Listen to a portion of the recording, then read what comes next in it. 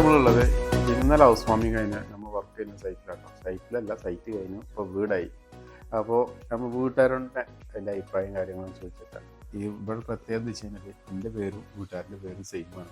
ജംഷി എന്നാണ് കേട്ടോ, മാറ്റല്ല, സെയിം പേരാണ്. അപ്പോൾ ജംഷിക്ക എന്താ അഭിപ്രായം മാർബിൾ ഇട്ടിട്ട്? ഇന്നലെ ഹൗസ് വാമിങ് ഏകദേശം ഒരു 500 ആൾക്കാരോളം ഇവിടെ പരിപാടിക്ക് വന്നു. ആരൊക്കെ അഭിപ്രായങ്ങൾ എന്തൊക്കെ കിട്ടിയത്? സൂപ്പറായി പറഞ്ഞു. വേറെ ഇതൊന്നും എന്തെങ്കിലും സജഷൻ എന്തെങ്കിലും നമ്മൾ ചോദിക്കണം വെച്ച് വരാമെന്നല്ല, നമുക്ക് എന്തെങ്കിലും പോരായ്മ കാര്യങ്ങളുണ്ടെങ്കിൽ നമുക്ക് അടുത്ത സൈറ്റിൽ അത് പരിഹരിച്ച് നമുക്ക് പോകാൻ പറ്റും. അതുകൊണ്ട് ഇപ്പൊ ഈ വരുന്ന ആൾക്കാർ 500 ആൾക്കാർ വന്നില്ലോ, 500 ആൾക്കാരും വ്യത്യസ്ത ചിന്താഗതിയുള്ള ആൾക്കാരേക്കാരം. അപ്പൊ ആ അഭിപ്രായം എന്തെങ്കിലും പറഞ്ഞോന്നില്ല? എന്തായാലും ഒക്കെ നല്ല അഭിപ്രായം, വേറെ ഇഷ്യൂസ് കാര്യങ്ങളൊന്നും പറഞ്ഞിട്ടില്ല. പിന്നെ നമ്മള് സർവീസ് ഇതാണ്. പിന്നെ നമ്മള് പറഞ്ഞ പോലെ നമ്മളിപ്പോ ഈ കഴിഞ്ഞ ആഴ്ച ഇന്ന് അവിടെ നിന്നിട്ട്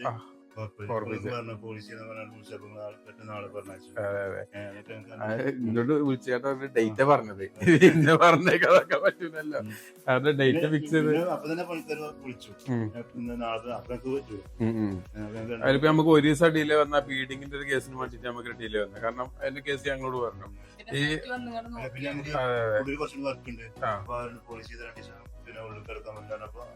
ഇത് ഓയില് അടിച്ചു കഴിഞ്ഞാല് ഉണങ്ങാന് ഒരു ദിവസം സമയം കൊടുക്കണം. മറ്റേത് ഈ ഓയിൽമ ചളി വെച്ച് കഴിഞ്ഞാല് നമ്മൾ ആ ചളി ഒരു 2-3-4 മാസം ഇങ്ങനെ അവിടെ നിൽക്കും. അത് താരതമ്യേന പോവും, തുടച്ച് അങ്ങനെ കഴിഞ്ഞനുസരിച്ച് അങ്ങനെ പോവും. പക്ഷെ കുടിക്കലിൽ വരുന്നവരൊക്കെ ചളിക്കാരം കാണാം.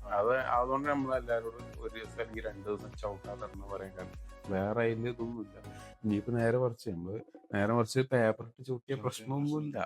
വേറെ ഒന്നുമില്ല. ചളി ആയി കഴിഞ്ഞാൽ പിന്നെ പെട്ടെന്നൊന്നും ഇങ്ങനെ തുടച്ച പോകില്ല. അതിൽ 2-3 മാസം ഇങ്ങനെ കണ്ടിന്യൂസ് ആയിട്ട് തുടച്ചാൽ പിന്നെ അതിൽ ഫെയ്ഡ് ആയി ഇത് പോകുള്ളൂ.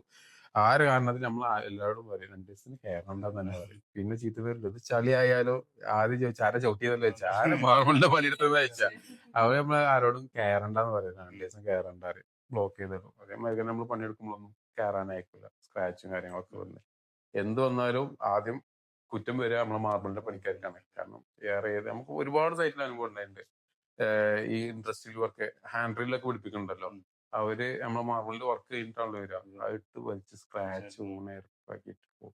നമുക്ക് ഒരു വീട്ടിലൊക്കെ ഇതേമാതിരി സിറ്റ് ഔട്ടിൽ നല്ല സ്ക്രാച്ച് നമ്മള് അടിച്ചു കൊടുക്കേണ്ടതെന്ന്. കാരണം കയറി വരുന്ന സിറ്റ് ഔട്ടിലാണ്, വേറെ ഒന്നും ചെയ്യാൻ പറ്റില്ല. തലക്കൊന്ന് പോളിഷ് ചെയ്യേണ്ടതെന്ന് പറയും. അപ്പൊ നമ്മളെല്ലാവരോടും കെയർ ചെയ്യാൻ പറയുന്നത്. പിന്നെ ഇപ്പോ നമ്മളിന്ന് മാർബിൾ എടുത്തു, ഏകദേശം ഇപ്പോൾ സാധനം എടുത്തിട്ട് ഇപ്പൊ 2 വർഷത്തോളായില്ലേ, 2 വർഷത്തിന് മുകളിലായി. ഇപ്പോഴാണ് നമ്മൾ വർക്ക് തീർത്ത്. നമ്മളെ ഭാഗത്തുനിന്നുള്ള സർവീസിൽ എന്തെങ്കിലും പോരായ്മ നിങ്ങൾക്ക് തോന്നിയിട്ടുണ്ടെങ്കിൽ ഓപ്പണായിട്ട് പറയാം.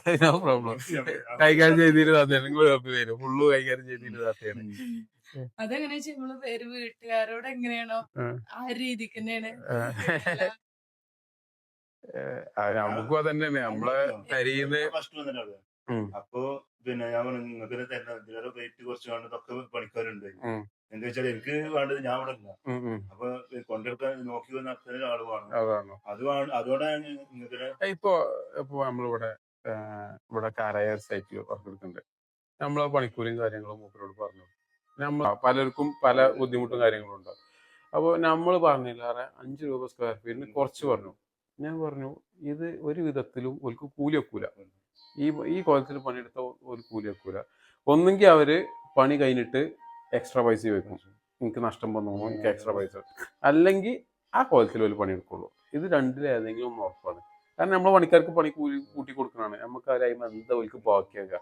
ഞാൻ എടുക്കുന്ന റേറ്റിൽ എടുത്തു കഴിഞ്ഞാൽ എന്താ ബാക്കിയാകുന്ന ഒലിക്കറിയാം. ഈ സമയത്ത് ഞാൻ എടുക്കില്ല 5 റുപ്യ കുറച്ച് എടുക്കുക എന്ന് പറഞ്ഞാൽ നമുക്കൊന്നും ചിന്തിക്കാൻ പറ്റില്ല. ആ റേറ്റ് ഒക്കെ പറഞ്ഞു കഴിഞ്ഞാൽ നല്ല പണിക്കാരൊന്നും കിട്ടൂല. എനിക്കെന്ന് പണ്ട് പറയാന്നല്ലാതെ അതിനെ പറ്റി അറിയില്ല. അപ്പൊ എനിക്ക് എന്ത് ആവശ്യം വിളിച്ചാൽ അത് നമ്മളെ ബാധ്യത, നമ്മളെ ഏൽപ്പിച്ച് കഴിഞ്ഞാൽ നമ്മളത് വരണം. അതാണ് പിന്നെ ഇതില് നമുക്ക് ഒരു ഇത് കിട്ടിയത്. എന്ത് സംശയം ഹിന്ദിക്കാരാണ്.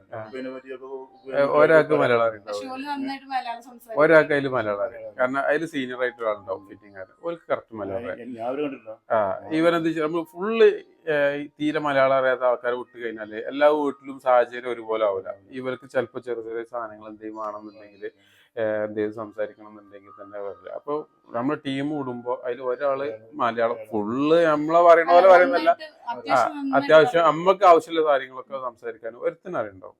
ബാക്കി പിന്നെ ഓല് ഇതായി, കാരണം എല്ലാവർക്കും മലയാളം നമ്മളെപ്പോഴും ഉണ്ടാവും. പിന്നെ അങ്ങനത്തെ ഒരു ബുദ്ധിമുട്ട് നേരെ സഹിക്കുന്നൊന്നും വന്നിട്ടില്ല. കസ്റ്റമർ എന്തുണ്ടെങ്കിലും നമുക്ക് തന്നെ വിളി വരില്ലേ, നമ്മൾ വിളിച്ച് നമ്മൾ ഡീൽ ചെയ്യും. പിന്നെ അങ്ങനത്തെ ഒരു വിളി പ്രശ്നമുള്ളൊരു വിളി ഇതുവരെ സൈറ്റിൽ നമുക്ക് വരലില്ല, ഇവിടുന്ന് വന്നിട്ടില്ലാതെ നമുക്ക് വിശ്വാസം.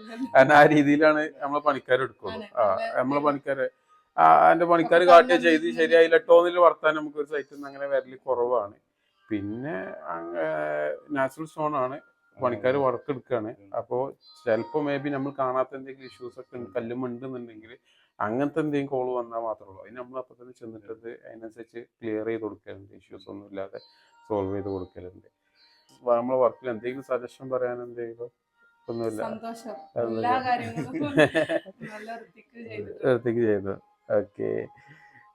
അപ്പോൾ ഇതിപ്പോ നമ്മള് 1800 സ്ക്വയർ ഫീറ്റ് കുറച്ച് കുറവുണ്ട്. ഓക്കെ. അപ്പോൾ ഒക്കെ ഹാപ്പി. അപ്പോൾ ഇതുപോലെ നിങ്ങളുടെ വീടും ഇതുപോലെ ഷെയറാക്കി ചെയ്യണമെങ്കിൽ നമ്മളെ കോൺടാക്ട്